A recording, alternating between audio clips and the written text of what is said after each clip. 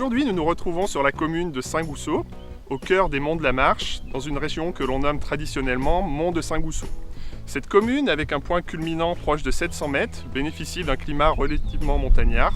Cette spécificité se traduit dans l'architecture locale, mais également dans le patrimoine vernaculaire. Nous allons découvrir maintenant les abris de bergers.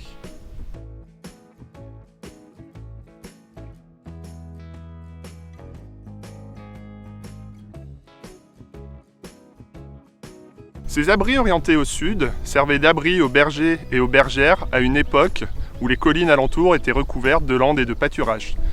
Il s'agissait bien d'abris temporaires et non pas de lieux de vie permanents. Deux grands types de loges peuvent être distingués, indépendantes, isolées ou groupées et situées sur les sommets, ou alors plus sommaires, situées dans les fonds de vallée, souvent associées à un repli de terrain ou à un muret.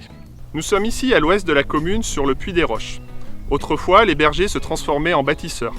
Tout en gardant leurs troupeaux, ils édifiaient ces abris à l'aide de granit récupérés sur place ou aux alentours. Ces abris présentent un plan circulaire, bien qu'ils s'adaptent souvent à la topographie du terrain, des murs de 40 à 60 cm d'épaisseur et un couvrement en voûte. L'unique ouverture, de petite taille, est surmontée d'un linteau, souvent constitué d'une pierre rectangulaire. L'intérieur est parfois agrémenté d'un foyer, une cheminée qui permettait au berger de se chauffer, mais surtout de faire cuire sa nourriture, notamment de faire griller des châtaignes, principale source d'alimentation à cette époque-là. Comme de nombreuses communes creusoises, Saint-Gousseau a fourni un nombre important de maçons migrants.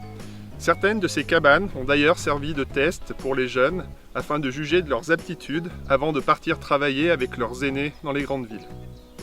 Les prospections menées par une association locale ont permis de recenser une cinquantaine de loges encore en place sur les 150 que comptait la région au début du XXe siècle. Patrimoine unique sur le département, de nombreuses ont été restaurées et sont maintenant régulièrement entretenues. Elles bordent désormais des circuits de randonnée pédestre ou de VTT et de nombreux autres sont encore certainement à découvrir.